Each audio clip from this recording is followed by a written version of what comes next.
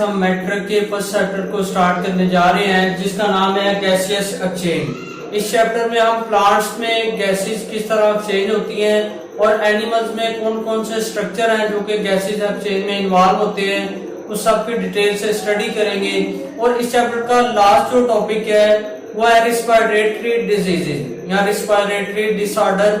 अगर respiratory system में या रिस्पिरेटरी पाथवे में अगर कोई अबनॉर्मेलिटी होती है तो उसकी वजह से किसी भी एनिमल में कौन सी रिस्पिरेटरी डिसऑर्डर हो सकते हैं, इस सब की डिटेल से स्टडी हम इस चैप्टर में करेंगे। और हम सबसे पहले इंट्रोडक्शन पे आते हैं कि गैसेस एक्सचेंज है क्या। Gases exchange intake of oxygen और give out of carbon dioxide है। मतलब अगर हम गैसेस एक्सचेंज को डिफाइन करें तो ऑक्सीजन का अंदर दाखिल होना और कार्बन डाइऑक्साइड का बाहर निकलना, गिव आउट होना, उसे हम गैसेस एक्सचेंज कहते हैं। उसके बाद ये क्वेश्चन आता है कि जो ऑक्सीजन है वो इनटेक कहां से हो रही है और कार्बन डाइऑक्साइड है वो गिव आउट कहां से हो रही है। अगर हम एनिमल की बात करें तो यहाँ पे ऑक्सीजन जो है वो एयर से आती है, एयर से एनिमल्स इनहेल करते हैं ऑक्सीजन को, और कार्बन डाइऑक्साइड जो है एनिमल्स में बॉडी से एक्सहेल की जाती है या बाहर निकाली जाती है। अगर हम प्लांट की बात करें तो प्लांट में ऑक्सीजन जो है वो फोटोसिंथेसिस के नतीजे में हासिल होती है। फोटोसिंथेसिस के नतीजे में किस तरह हासिल होती है, आपने पढ़ा है कि फोटोसिंथेसिस एक ऐसा प्रोसेस है जिसमें सिंपलर मॉलिक्यूल मिलकर कॉम्प्लेक्स मॉलिक्यूल बनाते हैं। सिंपलर कौन से होते हैं, कार्बन डाइऑक्साइड है, वाटर है, वो आपस में मिलते हैं और ग्लूकोज बना देते हैं और उसमें बाई प्रोडक्ट जो है वो ऑक्सीजन बनता है। प्लांट्स में फोटोसिंथेसिस के नतीजे में ऑक्सीजन जो हम प्लांट्स को इनटेक होती है या हासिल होती है।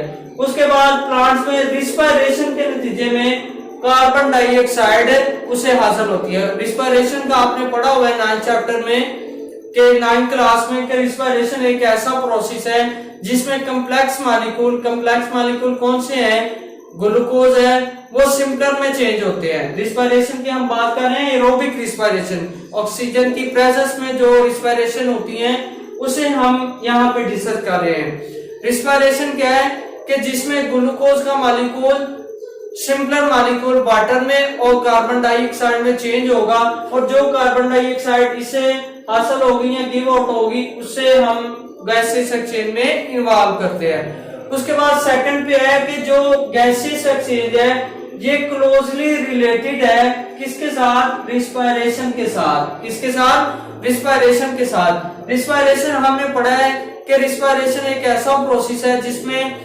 कॉम्प्लेक्स मॉलिक्यूल कौन से हैं, ग्लूकोज, वो सिम्पलर में चेंज होते हैं। सिम्पलर कौन से हैं, वाटर और कार्बन डाइऑक्साइड। किस तरह चेंज होते हैं, हर एनिमल को सर्वाइवल के लिए एनर्जी चाहिए होती है और ये एनर्जी कहां से हासिल करता है, फूड से। ये किस तरह एनर्जी हासिल करता है, रिस्पिरेशन के जरिए या सेलुलर रिस्पिरेशन के जरिए। और ये एनर्जी सेलुलर रिस्पिरेशन के नतीजे में किस फॉर्म में हासिल की जाती है, एटीपी की फॉर्म में। एटीपी की फॉर्म में सेलुलर रिस्पिरेशन के जरिए एनर्जी एनिमल्स हासिल करते हैं।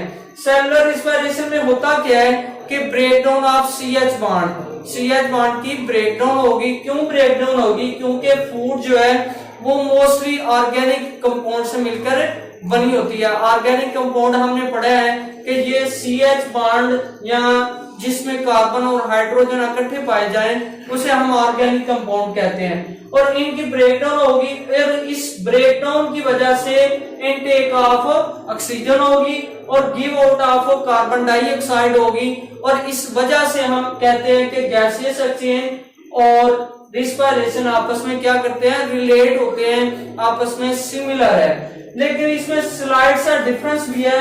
वो क्या है कि सेलुलर रिस्पिरेशन जो है ये बायोकेमिकल प्रोसेस भी है, बायोकेमिकल प्रोसेस और मैकेनिकल प्रोसेस भी है। लेकिन अगर हम गैसेस एक्सचेंज की बात करें तो ये सिर्फ ओनली मैकेनिकल प्रोसेस है। क्या है, ओनली मैकेनिकल प्रोसेस। उसके बाद है कि आपकी बुक में डिस्कस किया गया है कि जिस एनिमल्स में या प्लांट्स में जिस प्रोसेस के जरिए गैसेस एक्सचेंज होती है बॉडी में उसे हम ब्रीथिंग कहते हैं। उस प्रोसेस क्या है, अब हम नेक्स्ट डिस्कस करेंगे कि गैसेस एक्सचेंज इन प्लांट्स में किस तरह गैसेस एक्सचेंज होती हैं और कौन कौन से स्ट्रक्चर जो है वो गैसेस एक्सचेंज में प्लांट्स में इन्वॉल्व होते हैं।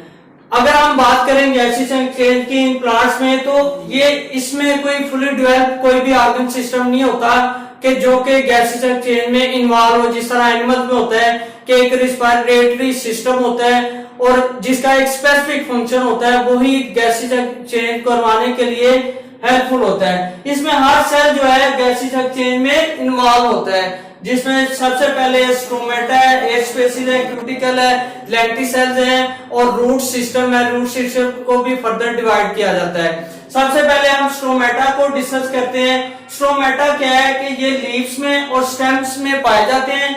लीव्स और स्टेम्स में मेसोफिल सेल्स पाए जाते हैं। मेसोफिल सेल की एपिडर्मिस, एपिडर्मिस क्या है, ये आउटर लेयर है जिसमें पोर्स हैं। पोर्स को हम स्ट्रोमेटा कहते हैं और इसके जरिए प्लांट्स में गैसेस एक्सचेंज होती हैं या गैसों का तबादला होता है। अगर हम इसकी सिचुएशन देखें या कंडीशन देखें तो डे टाइम जो है ये स्ट्रोमेटा ओपन होते हैं और इस ओपन होने की वजह से क्या होता है कि प्लांट्स में रेट ऑफ फोटोसिंथेसिस जो है वो हाई होता है। क्यों हाई होता है? क्योंकि प्लांट्स को सनलाइट अवेलेबल होती है और कार्बन डाइऑक्साइड और वाटर आपस में मिलते हैं और ग्लूकोज बना देते हैं और साथ में ऑक्सीजन जो है वो बाई प्रोडक्ट के तौर पे प्लांट्स में हासिल होती है।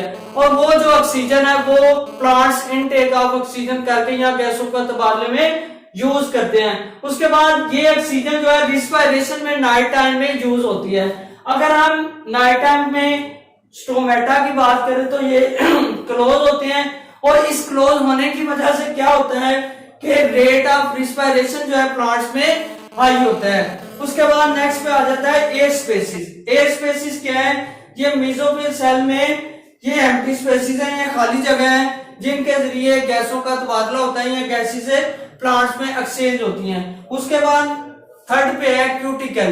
क्यूटिकल क्या है? ये एपिडर्मिस के आउटर लेयर है जिसे हम क्यूटिकल कहते हैं और इसके जरिए भी प्लांट्स में गैसों का तबादला या गैसेस आता है। लेंटिसेल, लेंटिसेल भी गैसेस एक्सचेंज में प्लांट्स में इन्वॉल्व होते हैं। लेंटिसेल होते क्या है? वुडन रूट्स में पाए जाते हैं। रूट्स को फर्दर टू टाइप्स में डिवाइड किया जाता है, सॉफ्ट रूट और वुडन रूट्स। सॉफ्ट रूट ऐसे रूट्स हैं जो कि ग्रीन इन कलर होती हैं और ये सॉफ्ट कलर मतलब इसको आसानी से हम तोड़ सकते हैं। जो कि वुडन रूट्स हैं ये कंपैक्ट स्ट्रक्चर में पाई जाती हैं और इसमें एक बात पाई जाती है या लेयर पाई जाती है, उसमें कार्प टिश्यू है।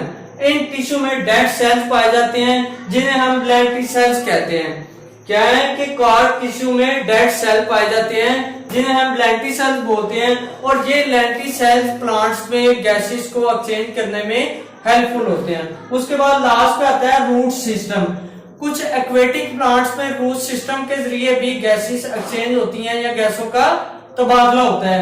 किसके जरिए होता है? डिफ्यूजन के जरिए। डिफ्यूजन क्या है? ये एक ऐसा प्रोसेस है जिसमें मॉलिक्यूल की मूवमेंट होती है from higher concentration to lower concentration और एक्वेटिक प्लांट में डिफ्यूजन के जरिए रूट सिस्टम के जरिए क्या होता है कि गैसेस एक्सचेंज होती हैं। Thank you for